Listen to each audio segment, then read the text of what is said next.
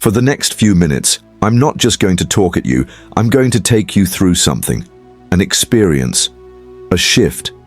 Because by the time we're done, you won't just understand what's been holding you back. You'll feel something inside you change. You'll start seeing things differently, not just your thoughts, but the way your reality has been shaping itself around you this whole time without you paying attention to it. And once that happens, everything starts falling into place effortlessly. So, here's what I ask of you. For the next few minutes, let go of distractions. Give yourself this moment, fully, completely, because what you're about to hear isn't just something to learn, it's something to step into. So, let's begin. I want you to go all the way back to a moment in your life when something you wanted badly just wouldn't happen. Maybe it was a relationship, a job, an opportunity, something you kept thinking about, hoping for, even obsessing over. And no matter what you did, it just wouldn't manifest. Now, contrast that with another moment, a time when something incredible just fell into place effortlessly. A time when you barely even thought about it, maybe didn't even care that much, yet suddenly it happened, almost like magic. Why does this happen? Why do the things we chase seem to run further away, while the things we're indifferent about seem to flow to us without resistance? Well, there is a hidden mechanism behind this. In fact, many people either haven't paid attention to it or simply have no idea it even exists. First, let me tell you why this happens. Because once you fully understand this, I'm going to give you a simple but powerful way to start using it intentionally. And once you start applying this, you'll see a dramatic shift. The very things that once felt out of reach will start flowing toward you effortlessly. So listen closely, because this is the moment everything changes. The universe, or more accurately, your reality, isn't something that's happening to you. It's something that's responding to you. And this is where most people get stuck. You're not waiting on reality to change. Reality is waiting on you. Think about it. How many times have you wanted something so badly, but it just wouldn't come? And then, the moment you stopped caring, the moment you let it go, boom, it showed up. That's not a coincidence. That's the law. Because when you chase, when you obsess, when you keep looking for proof, you're telling reality that you don't have it. And reality will always mirror back the state you're in. But the moment you stop needing it, stop checking, stop trying to control it, that's when it starts moving toward you. Not because you gave up, not because you stopped wanting it, but because you shifted into the version of you that already has it. And when that happens, everything aligns. This is exactly what Neville Goddard was trying to get you to see. He said, assume the feeling of the wish fulfilled, and that assumption, sustained, will harden into fact. Now, think about that for a second. He didn't say hope for it. He didn't say wish for it. He said, assume it. And assumption isn't trying, it's knowing. When you assume something is already yours, you don't chase it. You don't keep looking for signs. You don't sit there wondering when it will come, because in your mind, it already has. And that's exactly why doing nothing is the key. Because the moment you assume it's done, you stop interfering. You stop overthinking, you stop doubting, you stop trying to force it into place. And that's when things begin to move, because reality finally has the space to shift without resistance. You've probably noticed that the things you desperately want take forever, but the things you don't really care about, they show up effortlessly. Why? Because when you don't care, you're not blocking it. You're not attached. You're not micromanaging. You're not in a state of waiting. And so, it flows. So the real question is, how do you use this to bring everything you've ever wanted into your life, without pretending you don't care? Because let's be real, you can't fake detachment. You can't just sit there and tell yourself, okay, I don't care anymore. while deep down you're still checking, still waiting, still hoping. That's not letting go. That's pretending to let go. And reality? It doesn't respond to what you say. It responds to what you actually feel. So how do you actually do this? How do you detach without forcing it, without struggling to feel nothing, without tricking yourself into a state you don't really believe? Because once you understand this, everything changes. That's exactly what I'm about to show you.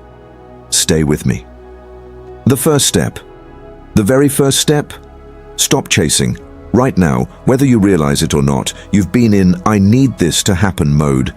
And that mode, it's keeping you stuck. Because every time you think, "Where is it?" or "Why isn't it here yet?" you're reinforcing the fact that it's not here. And the truth is, if you already had it, you wouldn't be searching for it. So let me ask you, if it was already done, how would you feel? Would you be anxious? No. Would you be constantly checking? No. Would you be doubting? No. You'd be relaxed, confident, certain. And that's exactly the energy that makes it show up. Because once you stop searching for proof, once you stop waiting, once you stop looking for signs, you step into the energy of already having it. And that's the energy that pulls it toward you effortlessly. So from this moment on, stop looking for it, stop waiting for it, stop questioning when it's coming.